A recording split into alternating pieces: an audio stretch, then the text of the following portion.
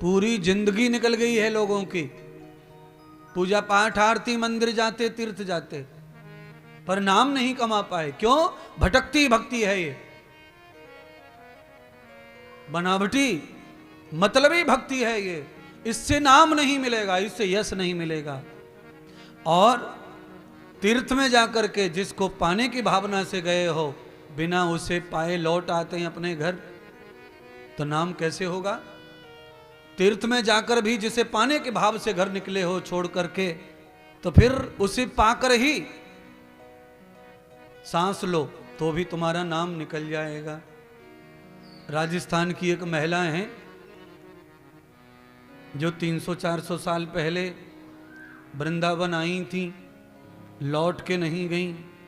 जिसको पाने के लिए आई उसे पा लिया और समा गई, वहीं पे समाप्त हो गई।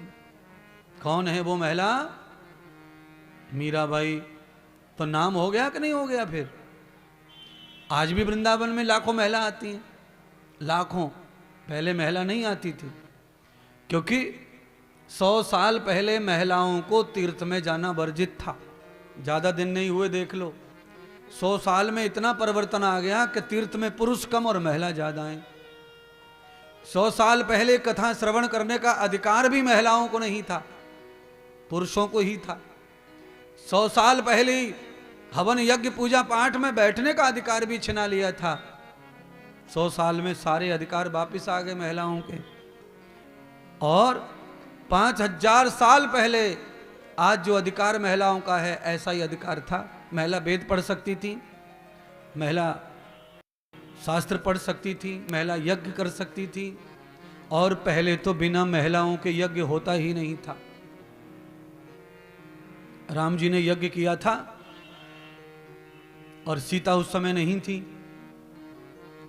राजसूय यज्ञ के समय सीता चली गई थी विश्वामित्र जी के वहां, माफ करना, वाल्मीकि जी के यहां। तो राम जी ने जब यज्ञ किया तो वशिष्ठ जी ने कहा कि यज्ञ संपन्न कैसे होगा सीता के बगैर? इतनी महिमा थी औरत की भक्ति में, आध्यात्म में, परमार्थ में। पर जैसे ही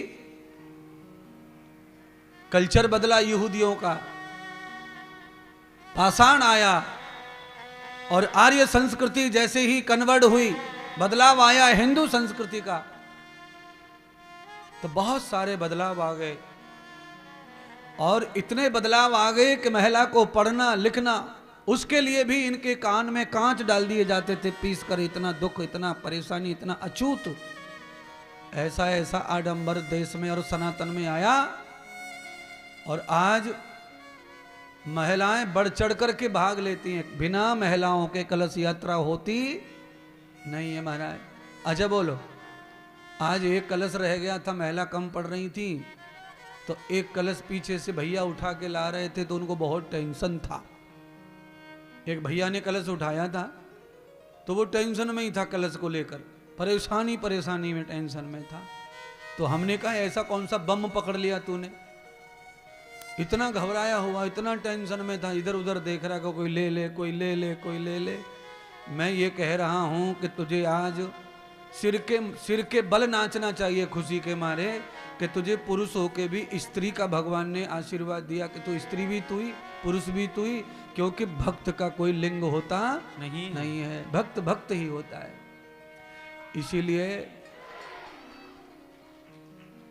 उत्तर प्रदेश के आधे राज्य में और पूरे बिहार में, पूरे बंगाल में पुरुष भी कलश उठाते हैं।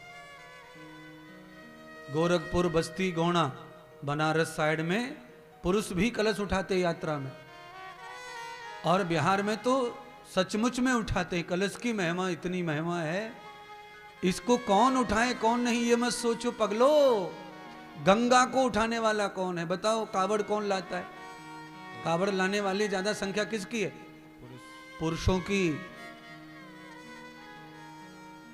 क्योंकि गंगा को शिव जी ने धारण किया है, इसीलिए यहां पर भी गलत भ्रम है कि पुरुष ही कावड़ उठाएं। पर भगवान ने बड़ी कृपा की है कि ये 20 साल में महिला भी कावड़ लाने लग गई हैं।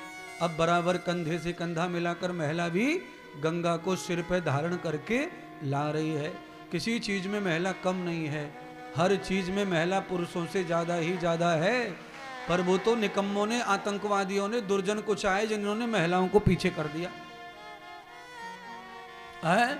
समय समय पर आते रहते, बाबा के भेष में आते रहते हैं, कुछ पंडित के भेष में आते रहते हैं, कुछ छत्री के भेष में आते रहते हैं, कुछ बनिया के भेष में आते रहते हैं। अलग अलग मान्यता लेकर कोई न कोई आता रहता है जो आगे पीछे संसार को करता रहता है।